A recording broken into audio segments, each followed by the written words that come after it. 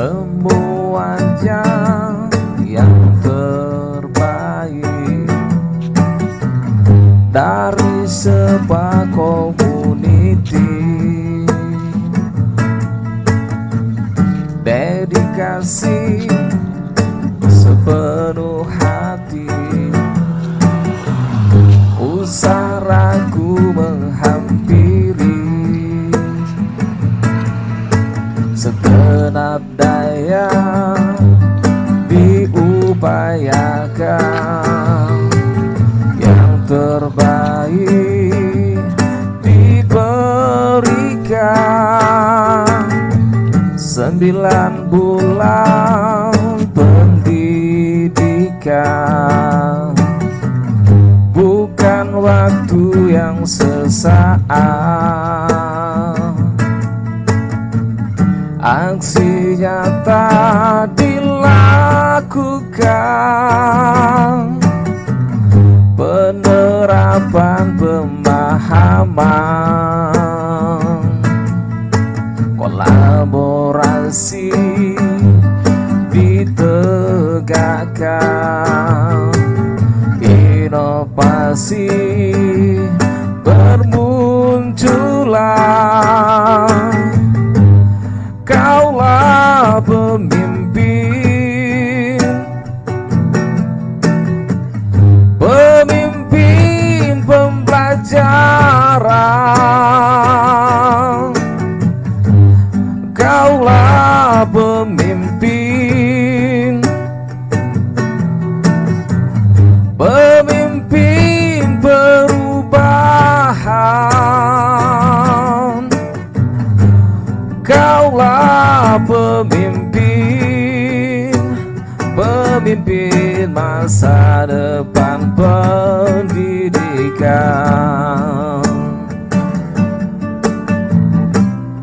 Tugas mulia di pundamu, menggerakkan semua, wujudkan visi murid merdeka, juga profil Pancasila.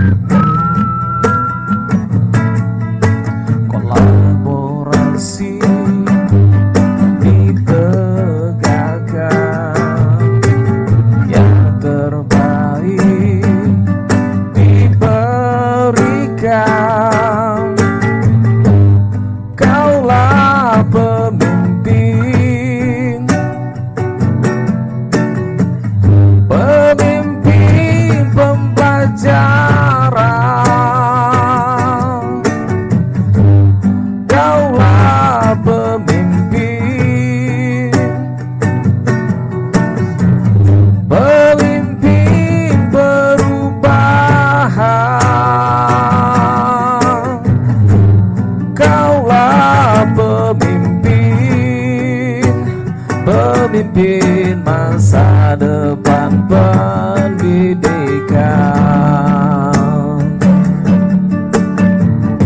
wujudkan profil Pancasila.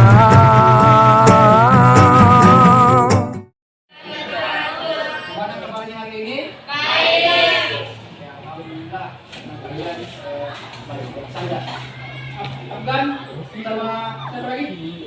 Usman. Apa yang bilang begitu? Sampah. Sampah ya? Sampah dibawa gimana?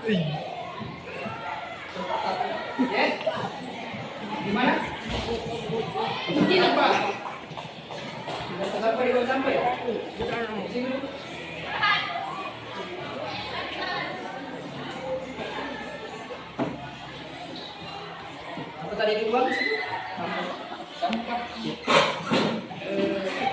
sampah, memang tempatnya sampah di mana? Hah? Tempat sampah. Kenapa ada di situ tempat sampah? Bukan, bukan ya? Kenapa ada di kota situ? Jauh tempat sampah, jadi dibuang di situ. Kira-kira kalau kau buang di situ, bagus tidak? Tidak. Jadi, bagaimana? Kalau kau melakukan sesuatu yang tidak bagus, berdosa tidak? Hah? Sekarang bagaimana solusinya? Bagaimana cara bagaimana solusinya supaya kau tidak lagi buang sampah di sebuah tempat?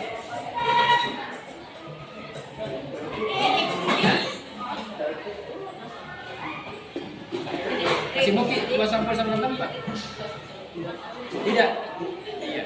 Jadi buang sampah sama tempat ini karena itu yang pertama tidak bagus dilihat, yang kedua kesehatan ya. Jadi lain kali jangan begitu. Jadi bagaimana sampai di situ pungut atau tidak? Pungut baru buang di tempat sampah. Oke, silakan pergi pungut dulu baru buang tempat sampah.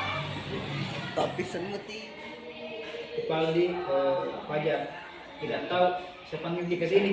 Tidak tahu. Anda tidak. Menurut informasi saya dengar, mentakkan kita hari di kelas nih. iya Pak. Bagaimana saya mentakkan di kelas? Enak nih. Siapa kedua orang saya tahu? Tidak tuh Pak. Tiga sama siapa? Kita Pak. Panggil coba Kepaldi.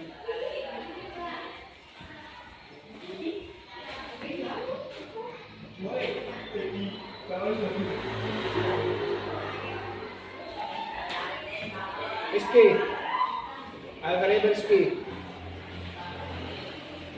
Betul mentak kita sana 3 orang ki? Enak mentak Rizky 15? Enak? Kau pelajar, biasanya orang mentak di mana? Lapangan. Kenapa mentak di 15? Panas juga. Ya, kadang memang juga biasa kalau orang ya profesional mentak kan ada itu kayak televisi deh, biasa kita nonton lihat orang mentak di dalam ruangan deh. Tapi seperti itu. Oke, seperti ya. Kembangkan bakatnya. Tapi saya dapat juga informasi ada pendapat begini. Ada pendapat ini. Ini pecah gara-gara apa? Takrok. Kita tanya pecah toh? Jadi kalau main takrok di dalam kelas bisa menyebabkan kerusakan ya. Seperti ini. Ini barangnya sekolah. Siapa yang tadi kena takrok? Oke. Jadi sekarang nak bagaimana? Jadi main takrok itu tak boleh di dalam kelas ya. Kenapa? Karena rusak ini. Deh. Jadi main takrok itu di mana dia diselesaikan? Di lapangan ya. Bukan di dalam kelas. Tapi kalian melaksanakan main takrok di dalam kelas. Sekarang bagaimana kalau seperti ini ada yang rusak? Mau apa sekarang? Kan sudah salah kita, merasa salah kita. Sekarang mungkin bagaimana? Ini yang rusak. Mungkin apa kira-kira supaya ada lagi di situ? Mungkin perbaiki kah atau bagaimana? Mau diganti atau bagaimana? Terserah kalian. Yang jelasnya harus ada di situ. Kira-kira mungkin apa? Bagaimana caranya supaya bisa mungkin perbaiki ini? Nggak bisa nih deh. Jadi lebih bagus diganti. Kalau diganti siapa yang bisa ganti? 3 orang kira? 3 orang ki. Jadi harganya ini murah jadi. Oke. Assalamualaikum warahmatullahi wabarakatuh. Baiklah, di sini saya akan menyampaikan testimoni terkait dengan sebuah kasus yang saya lakukan. Jadi, dengan model penyelesaian masalah seperti ini, saya sebagai pelaku pelanggaran peraturan sekolah merasa tidak dipojokkan dan merasa tidak dimarahi oleh guru. Namun sebaliknya, saya merasa digali informasi untuk mengetahui apa kesalahan kita dan bagaimana cara mengatasi masalah. Setelah diberikan masukan, saya akan berpikir bahwa hal yang saya lakukan itu salah dan saya akan berusaha untuk lebih baik lagi. Saya berharap model penyelesaian masalah yang dilakukan oleh Pak Syamsuri dapat dilakukan oleh guru-guru yang lain. Sekian dan terima kasih. Assalamualaikum warahmatullahi wabarakatuh.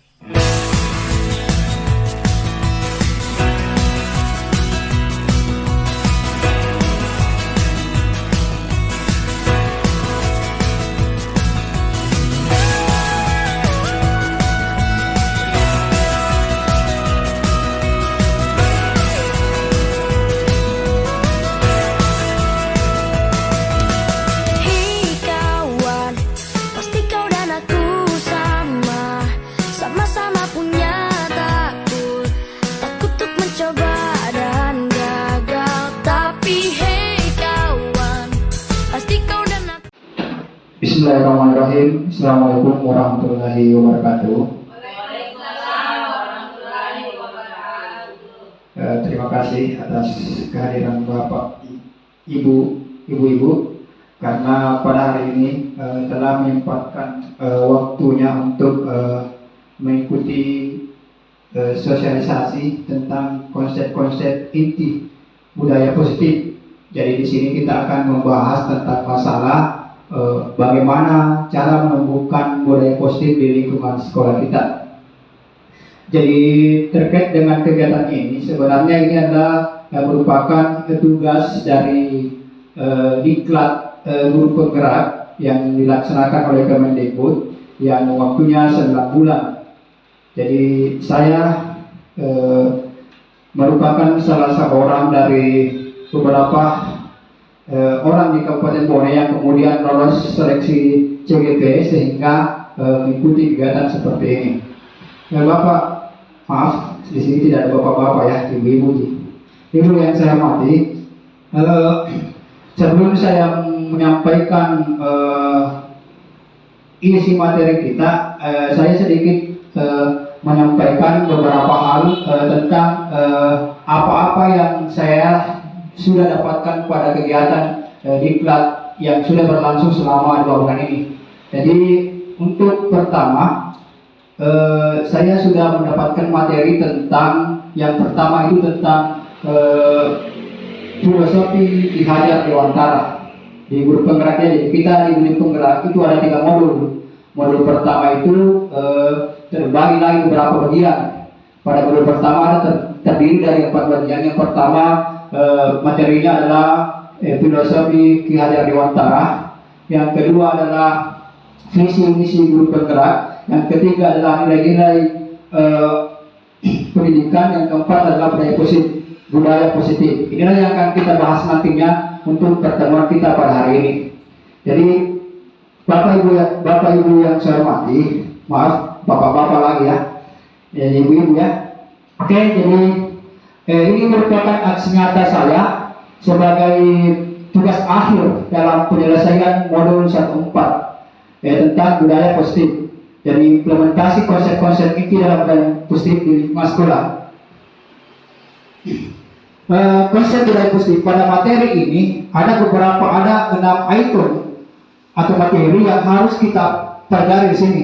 Yang pertama adalah perubahan paradigma stimulus respon lawan teori kontrol, kemudian keyakinan kelas, kemudian ada 5 posisi kontrol dalam pembelajaran, kemudian arti disiplin, kemudian 5 kebutuhan dasar manusia, kemudian segitiga restitusi. Inilah yang kemudian akan kita bahas pada sosialisasi kita pada hari ini. Ya, jadi inilah yang kita bahas ya. Di selanjutnya, ya, kita mungkin sudah paham bahwa Bapak pendidikan kita adalah Bapak Ki Hajar Dewantara. Ya, dasar pendidikan dari beliau adalah menjelaskan bahwa tujuan pendidikan yaitu menuntun segala kodrat yang ada pada anak. Jadi sebenarnya di sini kodrat yang ada pada anak itu ada 2. Ada namanya kodrat alam dan ada namanya kodrat zaman. Ya, jadi menuntun kodrat alam agar mereka dapat mencapai keselamatan dan kebahagiaan yang setinggi-tingginya, baik sebagai manusia maupun sebagai anggota masyarakat. Oleh sebab itu, pendidik itu hanya dapat menuntun tumbuh atau hidupnya kekuatan kodrat yang ada pada anak-anak agar dapat memperbaiki lakunya. dan tumbuhnya kekuatan kodrat pada anak. Jadi mungkin saya jelaskan sedikit di sini bahwa filosofi Ki Hajar Dewantara itu diibaratkan sebagai petani. Jadi guru itu diibaratkan sebagai petani. Nah, kenapa dikatakan sebagai petani? Bahwa setiap anak itu sudah memang ada kodratnya. Setiap anak sudah punya kodrat masing-masing. Jadi kita hanya, kalau kita menanam padi tidak mungkin hasilnya jagung. Jadi kalau kita menanam padi, kita sebagai petani pasti bagaimana kemudian memperbaiki, mengolah dan sebagainya sehingga menghasilkan padi yang baik. Sama dengan ini, menuntun anak. Jadi kita hanya menuntun anak, memperbaiki, menumbuhkan karakter sehingga dia bisa menjadi pelajar yang baik. Selanjutnya, jadi itu dasar-dasar pendidikan dari Ki Hajar Dewantara. Masih dasar-dasar pendidikan Ki Hajar Dewantara ini ada Undang-Undang Nomor 20 Tahun 2003. Mungkin Bapak Ibu bisa membahas. Jadi pada dasarnya dasar pendidikan dari Ki Hajar Dewantara itu bagaimana kemudian menciptakan profil pelajar Pancasila. Jadi itu yang sekarang dikembor-kemborkan itu profil pelajar Pancasila. Iya. Ya, bagaimana yang profil Pancasila itu seperti apa? Jadi profil Pancasila itu ada 6 ya. Yang pertama, beriman dan bertakwa kepada Tuhan Yang Maha Esa dan berakhlak mulia.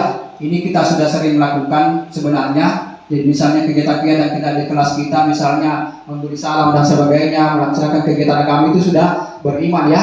Kemudian berkebinekaan global, artinya berkebinekaan global kita menerima semua yang masuk. Kemudian yang ketiga bergotong royong, saya kira sudah sering kita laksanakan. Kreatif, bernalar kritis, mandiri. Ini juga sebenarnya sudah dikembangkan di K13 ya, sudah dikembangkan di K13. Cuman di guru penggerak kemudian diperbaiki dari sampulnya, dipertajam lagi.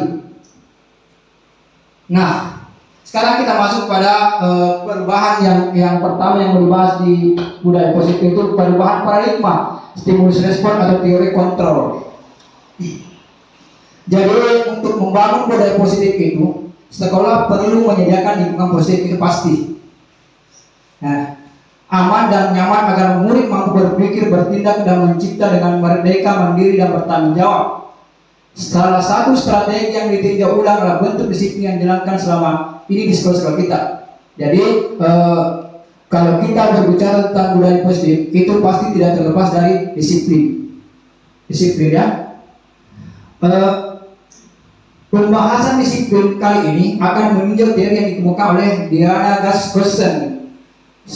Sebelum kita gali lebih lanjut tentang teori disiplin tersebut, dan mari menyamakan model berpikir kita tentang disiplin. Jadi kita samakan dulu persepsi kita tentang disiplin. Jadi disiplin di sini berkaitan dengan kontrol. Disiplin berkaitan dengan kontrol. Dalam hal ini kontrol guru dalam menghadapi murid. Jadi saya kembali persepsi kita di sini adalah disiplin itu dikaitkan dengan kontrol guru dalam menghadapi murid. Kemudian masih dalam perubahan paradigma. Yang pertama ilustrasi guru mengontrol murid. Jadi tadi bagaimana kemudian mengontrol murid. Ya, pada dasarnya kita tidak dapat memaksa murid untuk berbuat sesuatu jika murid tersebut memilih untuk tidak melakukannya. Walaupun tampaknya kita sedang mengontrol perilaku murid tersebut. Hal ini karena murid tersebut sedang mengizinkan dirinya dikontrol. Saat ini bentuk kontrol guru menjadi kebutuhan dasar dipilih murid. Teori kontrol menyatakan bahwa semua perilaku memiliki tujuan, bahkan terhadap perilaku yang tidak disukai. Ya. Jadi Bapak Ibu yang saya hormati, ya, di sini ilustrasi guru mengontrol murid. Jadi pastinya itu kita akan selalu mengontrol murid kita. Kadang murid kita itu kita kontrol, kita banyak melakukan kesalahan. Tetapi itu sebenarnya dia butuh perhatian kita. Ya, biasa kadang siswa kita berbuat kesalahan langsung kita memponis bahwa dia salah. Sebenarnya itu untuk sekarang itu tidak seperti itu. Tapi kadang memang kita harus keras juga. Ya, jadi itu ya. Jadi ilusi guru kontrol murid. Lanjut. Yang kedua, ilusi bahwa semua penguatan positif efektif dan bermanfaat. Ya, jadi di situ saya sudah tulis penguatan positif atau bujukan. Jadi ini penguatan positif sama juga artinya dengan bujukan. Kita bujuk siswa kita, bentuk-bentuk kontrol. Segala usaha yang mempengaruhi murid agar mengulangi suatu perlakuan tertentu adalah suatu usaha untuk mengontrol murid tersebut dalam jangka waktu tertentu. Jadi intinya di sini penguatan positif itu sama dengan bujukan. Bagaimana kemudian kita mempengaruhi murid kita supaya merubah perilakunya untuk menjadi lebih baik kembali atau memperbaiki kesalahannya. Kemudian selanjutnya ilusi bahwa kritik ini masih berkaitan dari kontrol ya. Ini masih berkaitan dengan teori kontrol. Ilusi bahwa kritik dan membuat orang merasa bersalah dapat menguatkan karakter. Jadi membuat orang merasa bersalah. Ya, jadi menggunakan kritik. Jadi pada saat membuat orang bersalah itu kita kadang menggunakan kritik, tapi kritik yang halus. Kritik yang halus, ya seperti itu. Next, ilusi bahwa orang dewasa memilih hak untuk memaksa. Ini sudah tidak perlu sebenarnya, karena sekarang kita tidak boleh memaksakan kehendak kita kepada siswa kita, ya tidak boleh. Nah sekarang, bagaimana seorang bisa berubah dari paradigma stimulus kepada pendekatan terkontrol? Jadi menurut Stephen R. Covey, prinsipil corporate leadership mengatakan bahwa bila kita ingin membuat kemajuan perlahan, sedikit-sedikit, ubahlah sikap atau perilaku Anda. Namun, bila kita ingin memperbaiki cara utama kita, maka kita akan mengubah cara kita. Ubahlah bagaimana Anda melihat dunia, bagaimana Anda berpikir tentang manusia, ubahlah paradigma Anda, skema pemahaman dan penjelasan aspek-aspek tertentu tentang realitas. Jadi perlu saya sampaikan bahwa percuma kalau kita ingin merubah siswa kita, kemudian mindset kita yang tidak bagus, mindset pikiran kita tidak bagus. Artinya kita ingin menggunakan metode-metode pembelajaran yang baik, tetapi kita pola pikir kita juga tidak bagus. Saya begini, bahwa kita ingin mengatakan bahwa karakter anak kita ingin bagus misalnya, tapi kalau karakter dulu tidak bagus, maka tidak bisa juga. Makanya harus dimulai dari awal. Harus mulai dari diri kita, mulai dari dulu sebelum menularkan kepada siswa kita, kepada anak didik kita. Jadi itu, ya. Nah sekarang kita berbicara tentang arti disiplin. Makna kata disiplin. Bapak pendidikan kita, Ki Hajar Dewantara menyatakan bahwa di mana ada kemerdekaan, di situlah harus ada disiplin yang kuat. Kita garis bawahi, di mana ada kemerdekaan, di situlah harus ada disiplin yang kuat. Betul tidak Bapak Ibu? Betul ya, jadi itu. Kemudian sungguh disiplin bersifat self disiplin, yaitu kita sendiri yang mewajibkan kita dengan sekeras-kerasnya. Tetapi itu sama saja. Ya, jadi itu konsep keteladanan. Jadi intinya di sini adalah ketika kita ingin sebuah kebebasan, sebuah kemerdekaan, maka harus ada disiplin yang kuat untuk mewujudkan kemerdekaan itu. Oke, selanjutnya saja. Makna kata disiplin, ya, itu Ki Hajar menyatakan bahwa untuk mencapai kemerdekaan dalam konteks pendidikan kita, nah ini syarat utamanya harus ada disiplin yang kuat. Nah, sama tadi ya, syarat utamanya adalah harus ada disiplin yang kuat. Disiplin yang dimaksud adalah disiplin diri, disiplin dalam diri kita.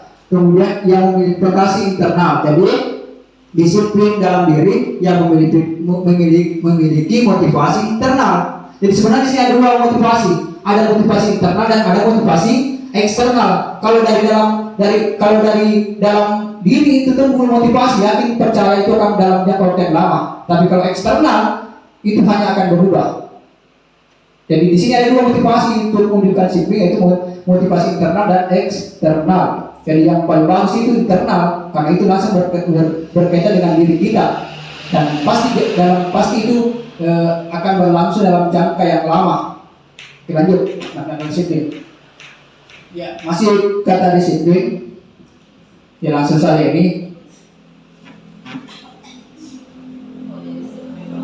Ya, yang intinya kita disiplin. Nah sekarang, tadi kita bahas tentang disiplin dan motivasi. Ada 3 motivasi perilaku manusia. Ya, jadi kalau Diane Dosen dalam bukunya Revolusi School Discipline menyatakan ada 3 alasan motivasi perilaku manusia. ada 3 alasan manusia melakukan sesuatu. Jadi motivasinya seperti ini. 1, untuk menghindari ketidaknyamanan atau hukuman. Jadi itu motivasi kita, motivasi manusia untuk menghindari ketidaknyamanan atau hukuman. Dalam motivasi ini adalah tingkat terendah dari motivasi perilaku manusia. Jadi ini yang paling terendah. Biasanya orang yang memotivasi perilakunya untuk menghindari hukuman atau ketidaknyamanan. Misalnya seperti ini, dia tidak mau terlambat ke sekolah. Kenapa? Apa motivasinya? Karena dia tidak mau mendapatkan hukuman dari gurunya. Tidak mau cuci WC sampai kemarin yang pernah saya dapatkan. Kenapa terlambat? Dia ada waktu hukum. Kenapa dia waktu hukum? Apola. Ya, seperti itu. Karena dia tidak menghindari teori untuk menghindari ketidaknyamanan dan hukuman. Yang kedua, teori motivasinya adalah untuk mendapatkan imbalan dan penghargaan dari orang lain. Mungkin kita sudah sering seperti itu juga. Jadi ada motivasi kita supaya kita mendapatkan penghargaan dari orang lain. Misalnya begini, misalnya banyak siswa juga yang misalnya selalu mengerjakan pekerjaan, meskipun dia naik di depan tulis mengerjakan salah tidaknya, pasti dia mau naik. Kenapa? Dia ingin mendapatkan imbalan atau penghargaan dari orang lain. Ya, seperti itu. Kemudian yang ketiga adalah motivasi yang ketiga adalah untuk menjadi orang yang mereka inginkan dan menghargai diri sendiri dengan nilai-nilai yang mereka percaya. Inilah kata yang paling atas. Inilah yang sebenarnya diharapkan. Jadi untuk menjadi orang yang mereka inginkan dan menghargai diri sendiri dengan nilai-nilai yang mereka percaya. Orang dengan motivasi ini akan bertanya, akan menjadi orang yang seperti apa bila saya melakukannya. Jadi dari dalam diri ya. Jadi ini muncul dari dalam diri kita, namanya motivasi internal. Mereka melakukan sesuatu karena nilai-nilai mereka yang mereka yakini dengan hargai, dan mereka melakukan karena mereka ingin menjadi orang yang melakukan nilai-nilai mereka yang tersebut. Ini adalah motivasi yang akan membuat seorang memiliki disiplin positif, karena motivasi berperilakunya bersifat internal bukan eksternal yang saya katakan tadi. Oke Bapak Ibu, saya harapkan dulu berdiri sedikit untuk menggerakkan semua badannya, karena saya lihat sudah mengantuk, dan memang wajar ya sekarang jam 1 lewat, kemudian lapar ya. Saya silakan gerakkan badannya, nggak perlu ada musik ya, nggak usah ya, langsung saja bergerak, nggak usah mengikuti gaya yang pilih-pilih. Iya. Oke, makasih Bapak, makasih Ibu. Silakan kembali, kita lanjutkan materi kita. Jadi mohon maaf ya, jadi saya baru di sini bukan saya mengetahui segalanya. Kita bisa informasi tentang materi tentang ini. Ya, kemudian di dalam menemukan budaya positif supaya kita, pertama juga harus membuat keyakinan kelas dan kesepakatan kelas. Itu mungkin sudah sering kita dapatkan di MGP barangkali. Jadi di dalam intinya di sini untuk keyakinan kelas itu sebenarnya adalah kita melibatkan semua yang ada di dalam kelas itu. Jadi biasanya kita lakukan pada saat kita mau mengajar ya, tahu-tahu ajaran baru dan sebagainya, kita masuk di dalam kelas kemudian kita buat keyakinan kelas, di mana mereka sendiri yang membuat aturan-aturannya, bukan kita. Jadi mereka sendiri yang buat. Biasanya ada dia buat kesepakatan sehingga dia buat dalam sebuah aturan dan dia harus laksanakan itu. Ya, jadi itu. Jadi keyakinan kelas, hukuman dan penghargaan. Ya, jadi itu saja keyakinan kelas ya. Jadi itu salah satu cara untuk menumbuhkan budaya positif di lingkungan sekolah kita.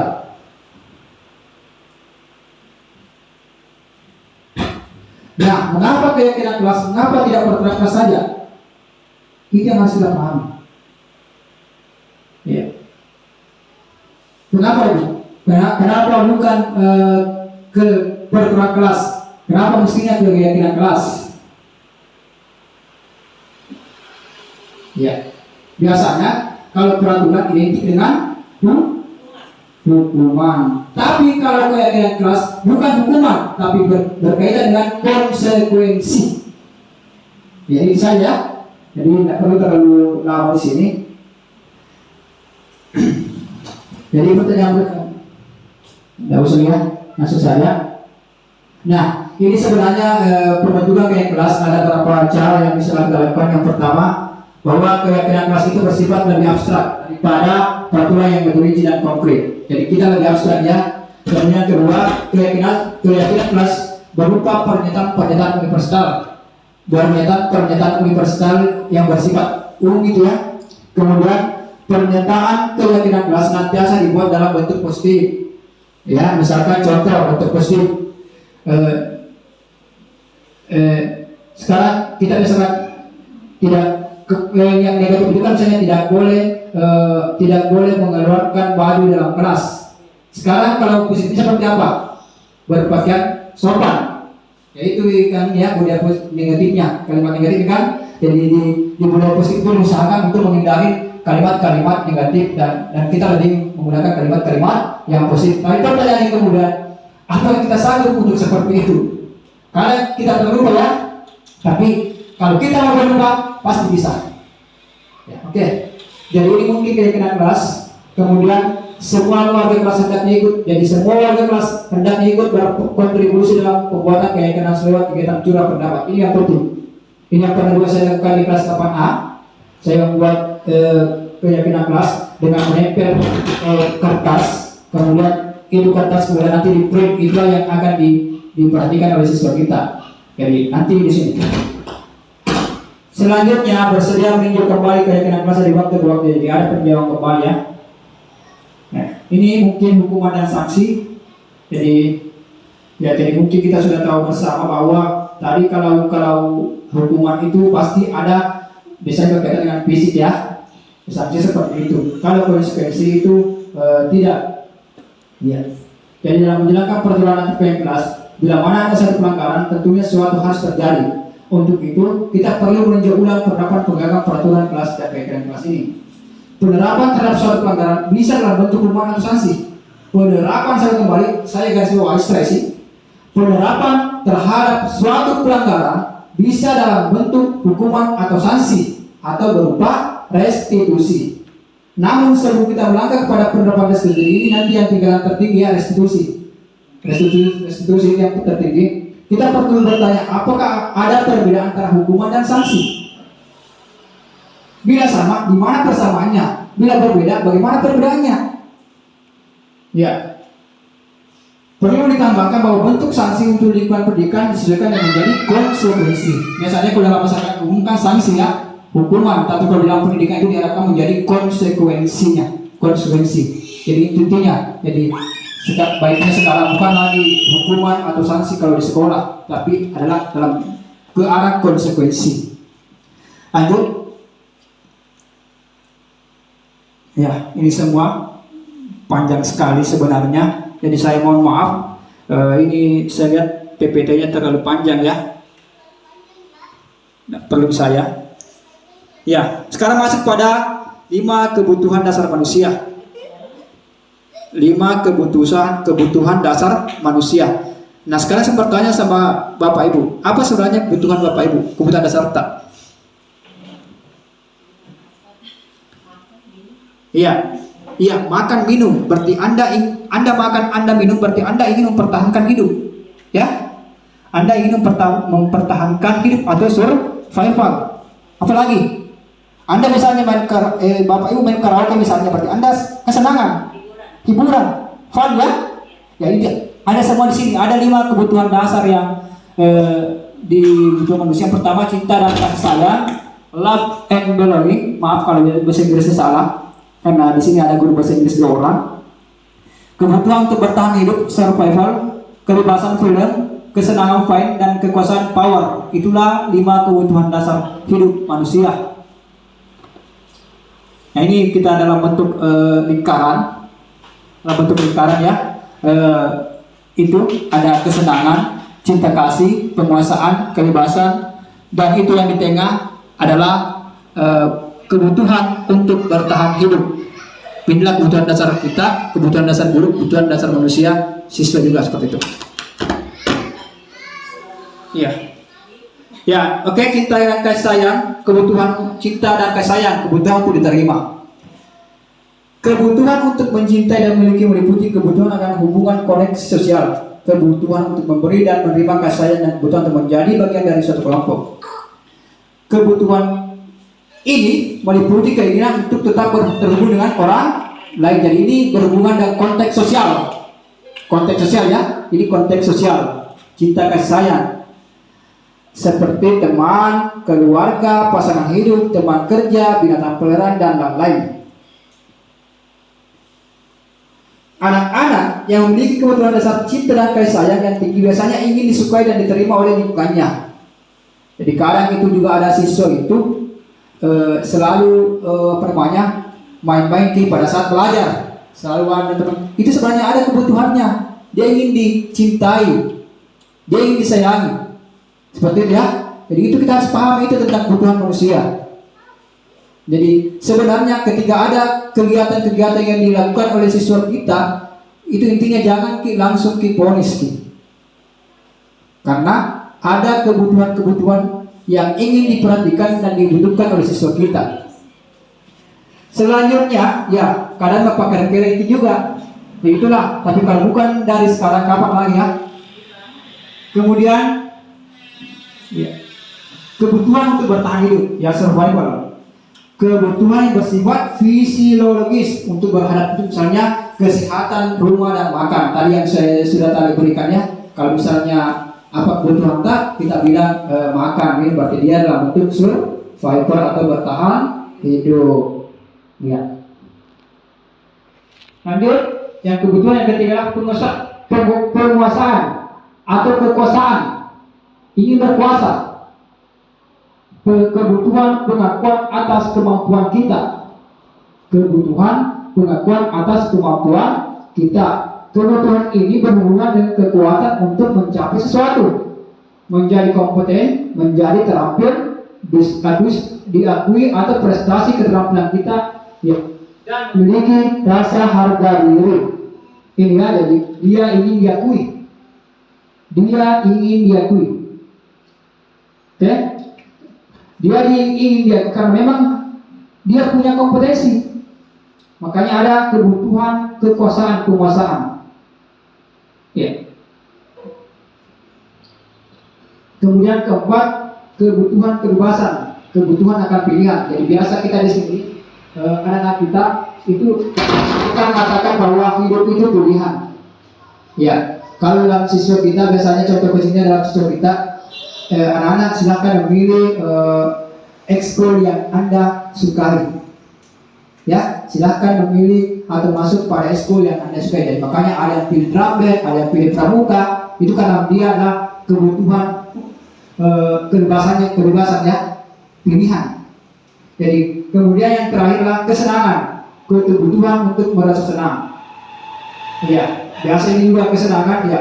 Tadi seperti tadi kita menyanyi karaoke dan sebagainya, itu adalah sebuah kesenangan. Kadang juga ada siswa senang mengganggu temannya dan sebagainya, itulah kesenangannya. Ya, itu kesenangannya. Oke, lanjut. Ya, sekarang kita masuk pada materi posisi kontrol. Ya, posisi kontrol. Nah, di sini anak ibu yang saya hormati, ada 5 posisi kontrol. Yang pertama itu adalah masuk di sini. Ya, ada 5 posisi kontrol. Guru itu ada posisi kontrolnya. Yang pertama adalah guru penghubung. Yang kedua pembuat rasa bersalah. Yang ketiga adalah teman. Yang keempat adalah pengawas. Yang kelima adalah manajer. Jadi guru sebagai penghukum, guru sebagai pembuat rasa bersalah, guru sebagai teman, guru sebagai pengawas, dan guru sebagai manajer. Nah, kita berada di posisi kontrol berapa? Biasanya kita selalu ke penghukum dan ada sebagai teman. Kalau penghukum biasanya seperti ini. Biasanya sedikit ada disuruh dihukum lagi. Berarti guru sebagai penghukum. Tapi kalau yang teman, karena juga sekarang saya melihat di teman-teman kita sudah banyak juga. Mungkin karena teman-teman guru kita sudah milenial, sehingga dia sudah berada pada posisi teman. Ya. Kemudian Pengawas itu tindakannya itu hanya memantau dan mencatat saja. Ini berdasarkan data. Jadi saya akan jelaskan sedikit. Di penghukum, tindakan yang dilakukan pada posisi guru penghukum itu adalah memarahi, mengkritik, menyakiti, melakukan tindakan yang kekerasan. Apakah sering kita lakukan ini? Kalau saya terus terang sering, ya sering. Mudah-mudahan setelah kita mengikuti materi kita pada hari ini sudah berkurang. Jadi tindakannya, kemudian guru pembuat rasa bersalah biasanya mendiamkan, menceramahi, membuat rasa bersalah. Menceramahi, karena kita menceramahi ya. Siapa yang suka menasihati itu adalah pembuat rasa bersalah. Kemudian ketiga, guru sebagai teman, membuat pemakluman yang santai yang santai itu. Kemudian guru sebagai pengawas itu memantau dan mencatat. Ini biasanya BPK karena dia mencatat data-data itu. Jadi kalau pengawas itu kebanyakan berimplikasi kepada data-data. Kemudian sebagai manajer bertanya dan membuat kesepakatan. Kira-kira yang mana paling bagus di sini, Bapak? Yang Ibu ini yang keberapa bagus di sini? Yang kelima ya, yaitu guru sebagai manajer. Nah sekarang saya bertanya sama diri kita sudah masuk pada posisi kontrol berapa? 3, 1, kadang-kadang 1 pada 3. Kalau manajer masih kurang ya, saya juga seperti itu. Kemudian, di guru penghukum bagaimana bentuk perkataannya? Dan kita membedakan yang mana kontrol 1, kontrol 2 ya. Dari segi perkataan di penghukum itu, contohnya, kalau kamu bapak ibu akan, kalau kamu malas, kalau kamu belajar tidak kumpul tugas, saya suruh untuk cuci WC. Itu kan penghukum. Jadi itu yang sering kita lakukan ya. Apalagi kalau misalnya anak wali kelas kita bandel-bandel. Ya. Yang kedua, guru pembuat rasa bersalah. Apa perkataannya? Bapak ibu kecewa sama kamu. Kalau orang tuamu tahu, bagaimana seharusnya kamu tahu? Artinya buat orang bersalah ya. Saya kecewa sama kita. Kenapa? Kan begitu ya. Jadi dia merasa, anak kita akan merasa, saya bersalah karena ibu seperti ini. Yang ketiga, perkataannya kalau menurut sebagai teman, lakukan demi bapak ibu. Ya, lakukan demi wali kelas tak. Jangan dipermalukan wali kelas tak. Iya kan? Sebagai teman. Kemudian pengawas, kamu sudah tahu aturannya. Kamu sudah tahu aturannya kan? Kalau ini jadi memaksa. Diktator, kamu sudah tahu aturannya kan? Ya, jangan. Ya, jadi kan jadi memaksa ya kan? Kamu sudah tahu aturannya kan? Iya. Kadang-kadang seperti itu. Kenapa terlambat? Kau sudah tahu aturannya. Berarti dia adalah pengawas. Karena dia ada data-datanya. Mungkin dia sudah sering kontrol itu anak sehingga dia seperti itu. Selanjutnya, apa sebenarnya harapanmu kalau manajer? Ini bagus sekali sebenarnya. Apa sebenarnya harapan tak? Mau jadi apa? Jadi harus kita juga mengikuti dengan nada-nada yang lembut. Harus. Ya, jadi itu. Ya, jadi kita berusaha untuk yang baik. Mungkin hari ini belum bisa, tapi bisa lah. Ya, kita bisa. Kemudian saya kira seperti ini, nggak perlu terlalu banyak saya jelaskan ini ya. Jadi nanti filenya saya bisa kirim atau bisa diambil langsung ya. Ya. Di print nanti saya print outkan ini. Jadi intinya di sini Bapak Ibu, intinya di sini kita ada 5 posisi kontrol. Kita sudah bisa mengetahui bahwa kita sebenarnya di posisi berapa, di posisi mana, ya. Kita sudah mengetahui posisi kita di mana kita berada sekarang. Oh ternyata selama ini saya berada di sini, ya kan? Saya sekarang sudah berada di posisi ini. Jadi kita dengan materi ini mungkin kita sudah bisa mengetahui bahwa oh selama ini ternyata saya selalu di sini. Nah, tadi saya katakan bahwa yang paling bagus itu adalah posisi kontrol yang kelima ya, yaitu adalah sebagai manajer. Ya, oke. Itu tadi dari tugas seorang manajer yang posisi kelima ya. Kenapa dikatakan yang kelima? Karena tugas seorang manajer bukan untuk mengatur perilaku seorang. Kita membimbing murid untuk dapat mengatur dirinya. kita membimbing murid untuk mengatur dirinya. Seorang pelajar bukannya memisahkan murid dari kelompoknya, tapi mengembalikan murid tersebut ke kelompoknya dengan lebih baik dan kuat. Ya, itu mengembalikan murid itu kembali ke kelompoknya yang lebih kuat. Makanya itu. Jadi tadi untuk masalah 5 posisi kontrol. Kemudian materi selanjutnya masalah, ya tinggal sedikit Bapak Ibu, restitusi.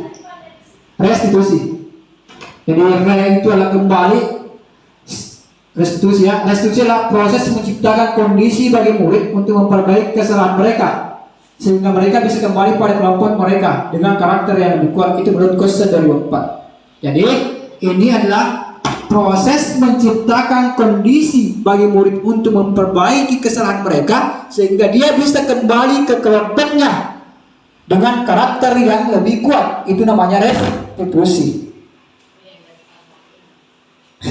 Ya, mungkin kita sudah membahasakan bahwa anak saya mau begini. Jadi sekarang itu kita harus merestitusi siswa. Kita harus merestitusi. Kemarin ada siswa kita yang kelas 9 Samsu ya. Akhirnya kembali sudah direstitusi. Akhirnya bagaimana sekarang? Dia kembali ke kelompoknya kan? Ya itulah itu istilahnya restitusi. Kita sebenarnya sudah melakukan, tapi kita mungkin ternyata ini dibilang restitusi. Ya kan? Seperti itu. Jadi mungkin ada beberapa hal yang kita sudah lakukan, tapi kita belum tahu yang kita lakukan sebenarnya ini sebenarnya. Ya, itu.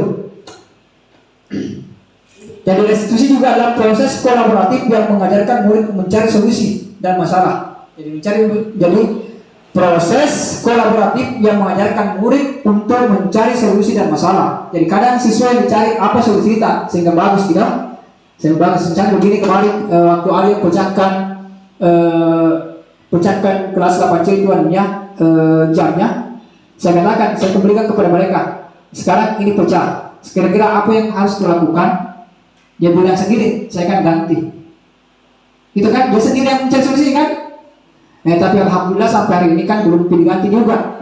Ya, tapi sudah ada satu cara untuk merestitusi. Jadi proses kolaboratif untuk mengajarkan pada murid untuk mencari solusi untuk masalah. Nah, masih restitusi. Ya, restitusi membantu murid menjadi lebih tujuan, disiplin, positif, dan memulihkan dirinya. Oke, mungkin bisa nanti dibaca atau saya kirimkan filenya atau di print out atau print out kemudian saya suruh di copy sendiri ya. Ya, lanjut. Ya, ada namanya Bapak Ibu namanya segitiga restitusi.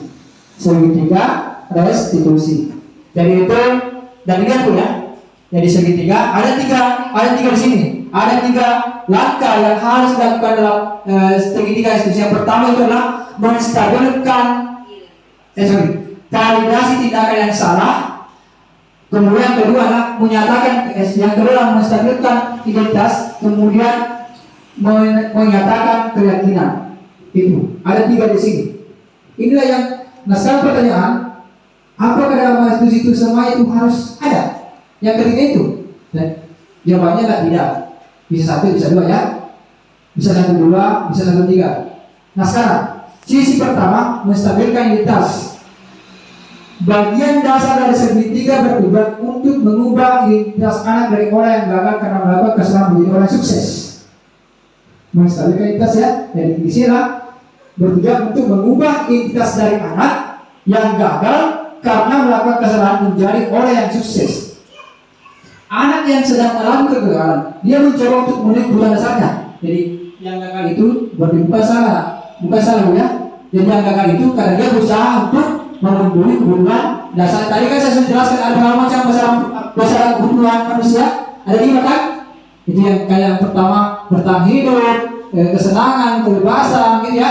Yang 5. Jadi dia ingin memenuhi kebutuhan dasarnya. Kalau kita ingin dia menjadi proaktif, maka kita harus meyakinkan si anak dengan cara mengatakan kalimat-kalimat. Jadi biasanya dulu di dalam menstabilkan identitas, biasanya ada beberapa pertanyaan bisa muncul yang di dalam pertanyaan kita. Yang pertama, kadang ada yang anak berbuat salah itu tidak apa-apa. Jadi kita tidak langsung salah kok, betul.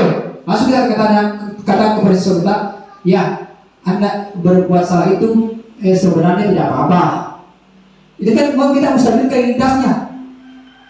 Dalam bahasa Bugis di parewe sumangena, ya kan, menstabilkan identitas. Iya, bahasa Inggrisnya mau parewe sumangena. Iya. Yang kedua, tidak ada lagi manusia yang sempurna. Itu kata-kata yang bisa untuk menstabilkan identitas. Ya, bahasa Bugisnya, ya, dengan sempurna. Kita bisa menyelesaikan ini. Jadi ada keyakinan kita bisa menyelesaikan ini, ya kan? Seperti itu supaya mereka berusaha untuk kembali proaktif. Ya, ini kata-kata yang biasa muncul pada saat menstabilkan identitas. Biasa kadang kita mengatakan Bapak tidak tertarik mencari siapa yang salah, tapi Bapak ingin mencari solusi dari permasalahan ini. Itu namanya menstabilkan identitas, ya kan? Karena seperti itu. Jadi, ya. Lanjut, validasi tindakan yang salah. Jadi, setiap tindakan kita dilakukan dengan suatu tujuan, yaitu memenuhi kebutuhan dasar. Jadi, semua tindakan tak berusaha untuk memenuhi kebutuhan dasar kita. Jadi biasanya ibu-ibu yang kalau divalidasi tindakan yang salah itu muncul kata-kata begini. Kamu tentu punya alasan mengapa melakukan itu. Itu ciri khasnya. Kalau validasi tindakan yang salah, saya ulang kembali, kamu tentu atau anakku tentu punya alasan mengapa melakukan itu. Jadi kita tidak salahkan. Apa kesalahan Anda? Jangan. Apa alasan Anda? Alasan. Yang kedua, contohnya lagi yang spesifik. Adakah cara yang lebih efektif untuk mendapatkan apa yang kau butuhkan? Adakah cara lain sehingga supaya kau tidak melakukan itu? Ya kan? Itu namanya validasi tindakan yang salah. Oke Bang ya? Tadi yang pertama tadi menstabilkan, kemudian validasi, kemudian yang ketiga adalah menyatakan keyakinan. Ya, ini menyatakan keyakinan inilah sudah menuju ke arah positif. Kadang pada tahap ini, ya kadang pada tahap ini guru dapat menanyakan pada anak apa yang ingin mereka lakukan untuk memperbaiki situasi saat ini. Di sini restitusi dapat dilakukan. Jadi di sini kita bisa menanyakan kepada siswa kita apa yang akan kau lakukan. Sama tadi yang seperti saya katakan, kita mengajarkan anak untuk mencari solusinya. Kita mencari solusinya. Di sini biasanya juga muncul kata-kata di sini. Biasanya ciri khasnya kalau menanyakan keyakinan, apa yang kita percaya sebagai kelas atau keluarga. Apa yang kita percaya. Yang kedua, apa nilai umum yang kita telah sepakati. Jadi kita menanyakan kepada mereka bahwa misalnya apa yang telah kita sepakati, supaya mereka juga ternyata yang saya lakukan ini selama salah ya. Jadi dia sendiri merasakan kesalahan itu. Ya, jadi itu. Kamu ingin menjadi orang seperti apa? Itu ya. Kemudian ya itu saja ya. Kamu ingin menjadi orang yang seperti apa? Jadi itu masuk pada ranah menanyakan keyakinan. Oke Bapak Ibu, lanjut. Ya, oke. Saya kira materi kita untuk pada hari ini cukup sekian. Mudah-mudahan apa yang saya sampaikan pada kesempatan ini bermanfaat bagi Bapak Ibu. Minimallah mindset pemikiran kita tentang budaya positif itu bisa dimulai dari diri kita. Satu kata kita untuk menjadi guru milenial, guru penggerak itu kita harus bergerak dan menggerakkan. Saya kembali simbol sebenarnya kita bergerak dan menggerakkan. Saya kira itu Bapak Ibu, mohon dimaafkan. Billahi taufiq wal hidayah. Wassalamualaikum warahmatullahi wabarakatuh.